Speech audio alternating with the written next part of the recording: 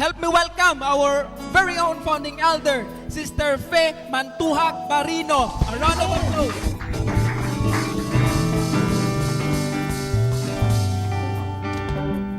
Praise the Lord. Hallelujah. Pagkanindot, no? Nindot po ang ikanta sus mura ko gibayaw sa langit nga nakapaminaw sa how great is our God. Pagkanindot maigsoon. After sa Holy Mass ni Father Valles, and then we're now here in our virtual prayer meeting, no? Og salamat sa Dios. This is our second virtual prayer meeting. Og sa ako nagisaad kanyo mga igsoon, matag karon ugunya magpad no? Og this will be a series of topics nga gipaambit ni Pope Francis kanato. Kibawta nga ato ang Santo Papa is very kanang pakimasa kaayo, no? Grabe ang iyang gugma sa katawhan. Ug doon na siya gihimo nga sulat, exhortation alang kanato, gitawag og Gaudete et Exsultate. Sa in English pa na rejoice and be glad. Tungod kay kita gitawag sa pagkabalaan, no? Kitang mga binuhat sa Dios gitawag sa pagkabalaan. Busa ang unang topic nato karon, part 1 ining call to holiness, ato ning titulan og the saints in the world today.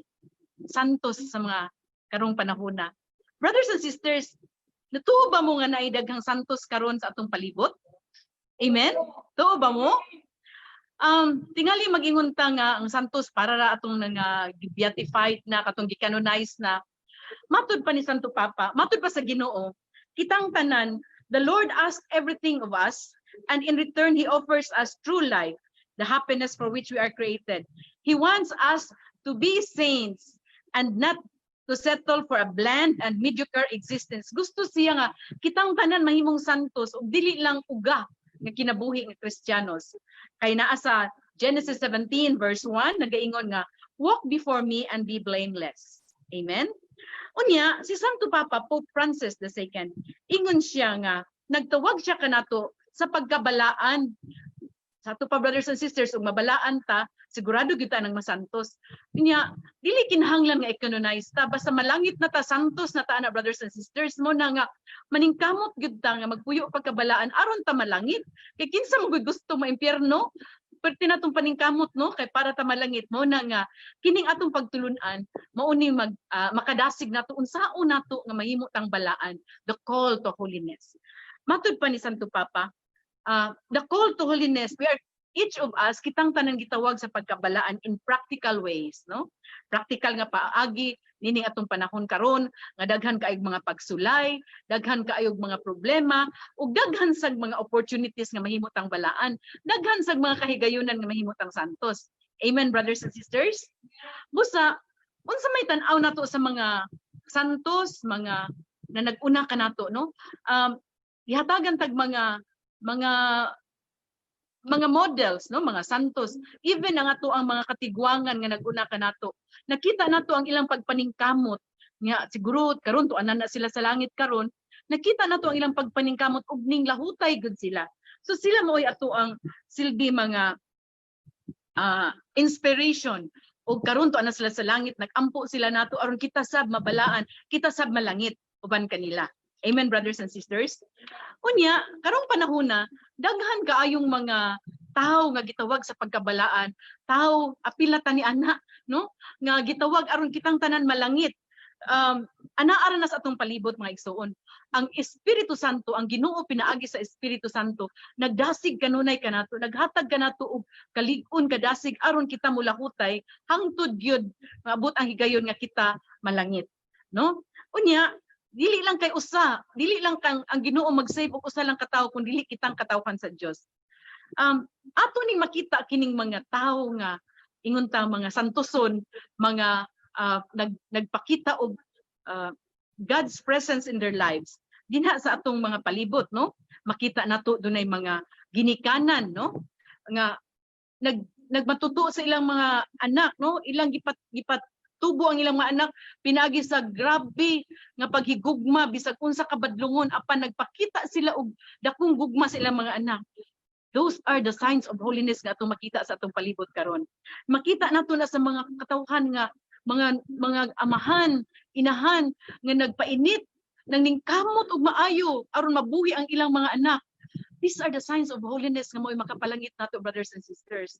Makita nato ang mga masakiton, mga nagbantay sa masakiton nga bisan og kapoy na kaistanan apan malipayon gyapon na nagatiman sa masakiton.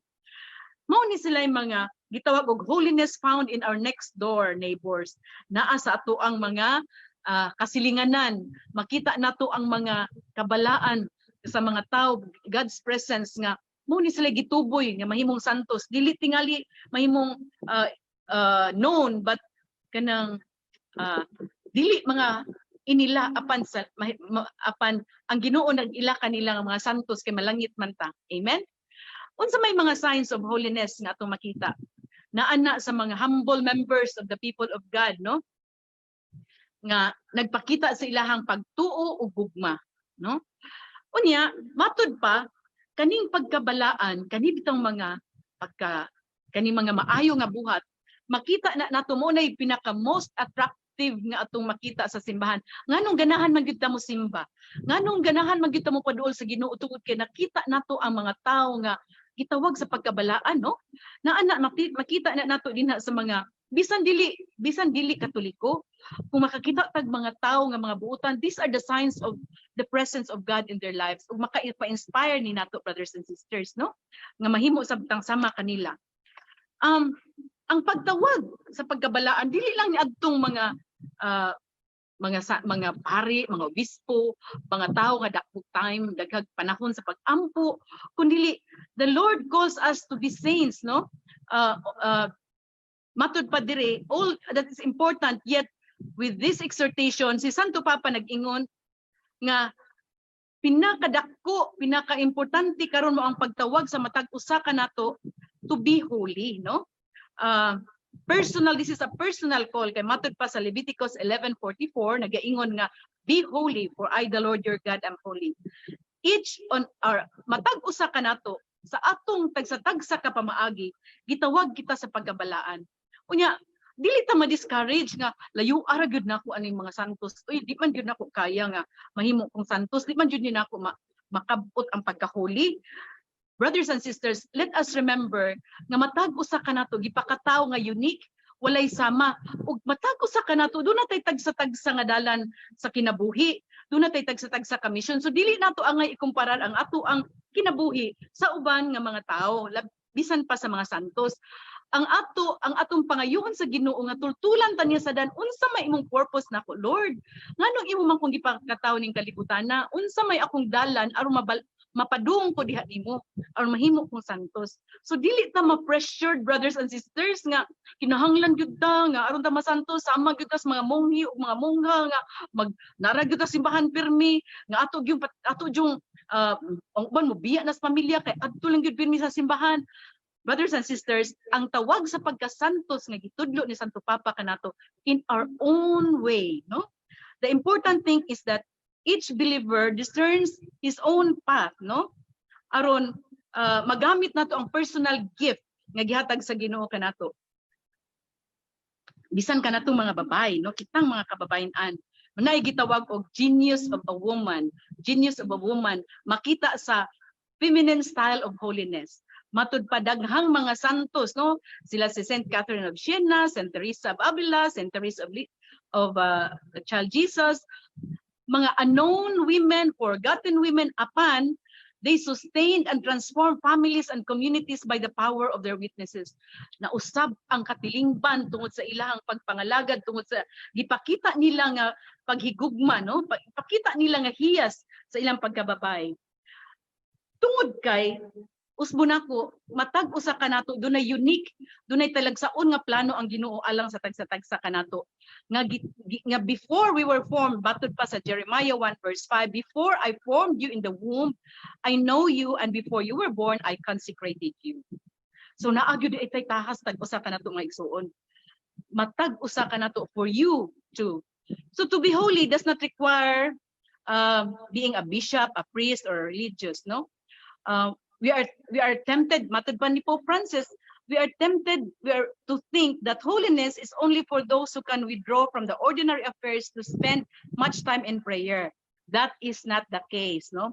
We are called to be holy by living our lives with love and by bearing witness in everything that we do wherever we find ourselves.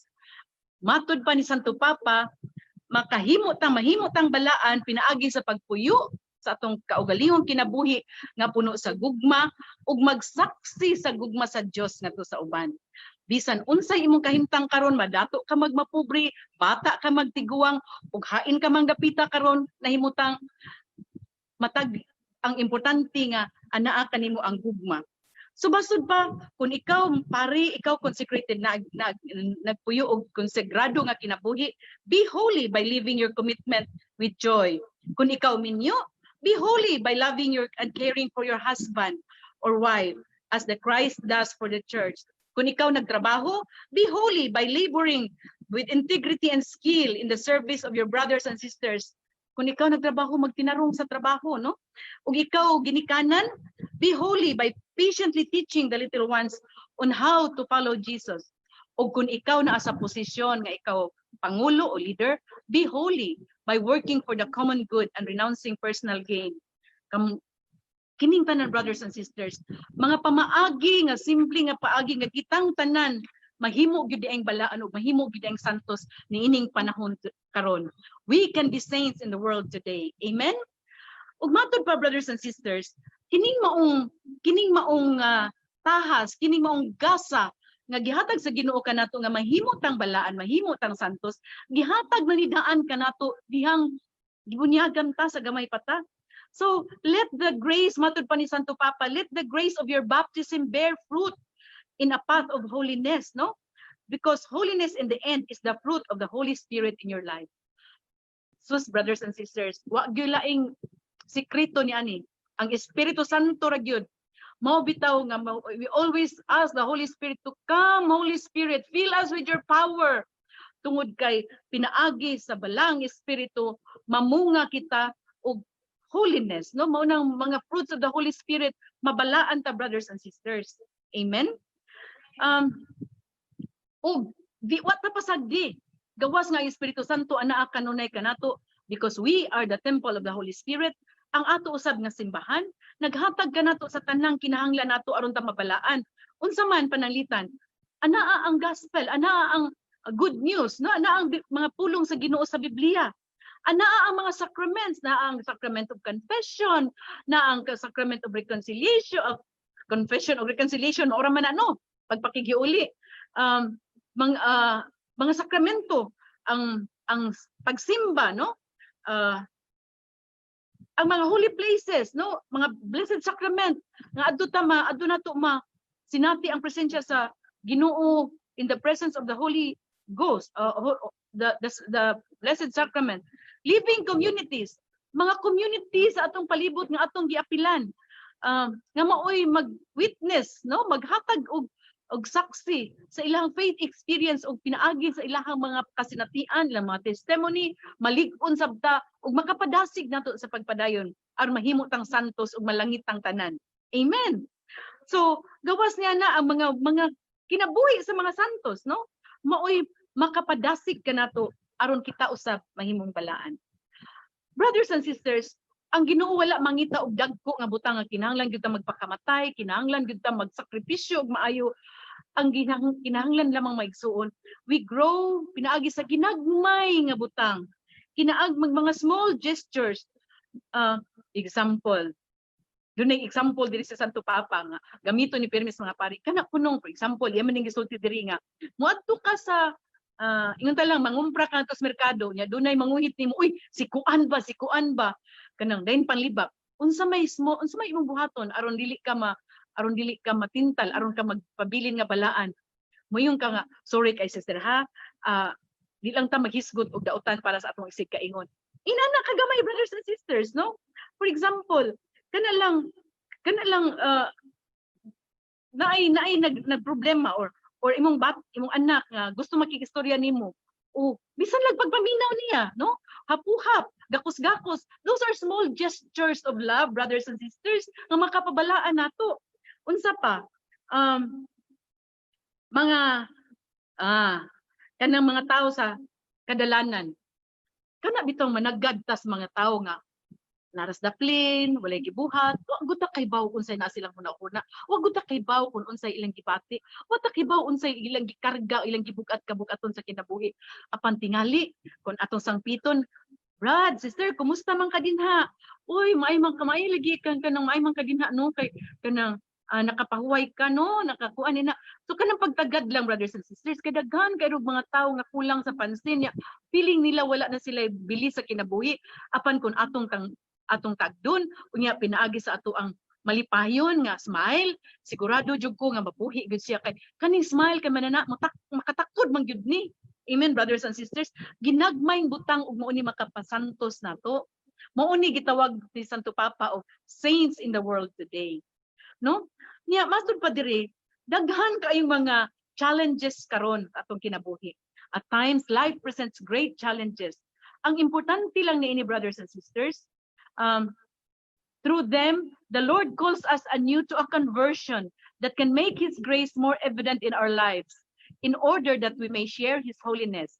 Kana bang, let's step one step forward. Meaning to say, kung unsay imong gibuhat karon, find a more perfect way of doing what you are usually doing. No?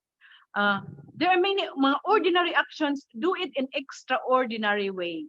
For example, ako for example, no, dili man jud ko kanang comfortable pagsud sa pandemic, naghimo ko Facebook live, dili maglisod kay tungod kay nga ako ang kinabuhi has been kanang in the corporate world serious, ya ka mga tao kung atimanon. So dili na ko ginhapon nga magsige kog smile, but I feel that when I smile, people also smile.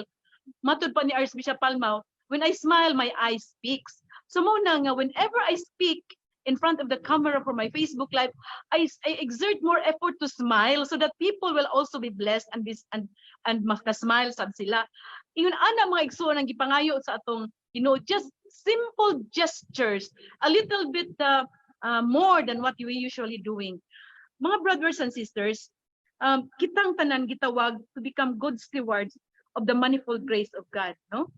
In our lives today, we demonstrate the power of God at work, even in the midst of human weaknesses. Karong panahon na, brothers and sisters, in our pandemic, we know nga, kitang tanan, this is an opportunity for us nga mahimutang balaan, nga masantos tang makapalangit ka nato. We just need to make extra effort, small gestures, no? Tingali ang uban ka nato, brothers and sisters, nakaagi og sakit, o giayo. Tingali ang uban ka nato, brothers and sisters, nakaagi og disgrasya o naluwas. Brothers and sisters, God has blessed you to live a holy life. Again, God has blessed you to live a holy life. Let us not miss the chance to become holy that God is giving us in this life. Let us give the chance. Let us not dili nato usikan ang panahon to give glory to God, especially in this time of pandemic, nga daghan kaayo ang naglisod. God is calling us to live our life fully, daily, until the mission is accomplished. Matud ba maigsuon ang atong kinabuhi na among katapusan, karong panahon na daghang kay nangamatay. Ug ing kamatay na, moingon na danda sa Ginoo, Lord, mission accomplished. Mao na karon maigsuon, dili nato usikan ang kinabuhi nato ada adlaw to live our life fully. Let us do our best. Let us go an extra mile to smile. Let us focus on Jesus in us ug diha sa mga tao. Let us not focus on the cross but focus on Jesus. Let us not focus on mga gibug-aton nga atong gipas-an, but let's focus on Jesus. No? Let us inspire people. No, inspire before we expire. Ako ning gikopya sa usa ka homily ni Father Jerry Orbos, matud pa niya, let's inspire before we expire. Mao ni makapasantos nato, brothers and sisters. Do your best, because after all, we shall not pass this way again. Let us not waste our life, brothers and sisters. In whatever you do, Bisag unsay imong gibuhat karon, unsay imong gibuhat, do it beautifully, clean, hard, honest work. Let us not be ashamed, no? Let us go to the peripheries. Sa peripheries, ngadto sa mga dapit nga wa nato maadto. People who have no work, people are hungry, people have no hope, people have no direction. Let's tell them about God's love. These are small gestures, brothers and sisters. Ginagmay kani nga butang makapabalaan ka nato. Amen? Amen, brothers and sisters? Right now, I invite you to close your eyes. I hope, brothers and sisters, nga kining atong hamubo nga paambit kaninyo, tuhop sa inyong kasing-kasing that God is calling us. And so I invite you to close your eyes right now. Heavenly Father, thank you, Lord. Salamat, Ginoo. Nga hangtod karon buhi kami. Salamat nga gipili mi nimo nga magpakabuhi hangtod karon. Gipabilin mi nimo. Yes, Lord. We know that you want us to live our life better, fully, every day. Lord, tabangi kami, Ginoo. Ablihi ang among kasing-kasing aron makakita kami sa mga tao nga nagkinahanglan kanamo. Lord, of course, gusto gud mi mo join nimo, Lord, diha sa langit. Gusto gud mi mabalaan, gusto gud mi masantos, Lord. Tabangi kami, Ginoo. Help us to lead a life of holiness. Lord, we know nga might be difficult, but you promised us the Holy Spirit nga mooy mulig-on kanamo, nga mooy mugiya kanamo sa misyon nga imong gilatid na daan sa wala pa mi mataw ning kalibutan. Teach us to love. Teach us to offer ourselves even in small gestures aron bisan sa ginagmay, Ginoo, magtubo kining among ginagmay nga buhat, ginagmay nga offering, magtubo kani ug mahimo kaning pleasing sacrifice for your glory and honor. You said, I'll Amen. stand you and receive whatever Praise the Lord. Thank you, brothers and sisters. Praise the Lord. Pagpakan. Kuha ninyo ang point. Very amazing, very full, and very empowering message. Thank you, Sister Faye. Thank you for being faithful to the call of God. Thank you for giving us an example to follow to holiness, as to how to live a holy life.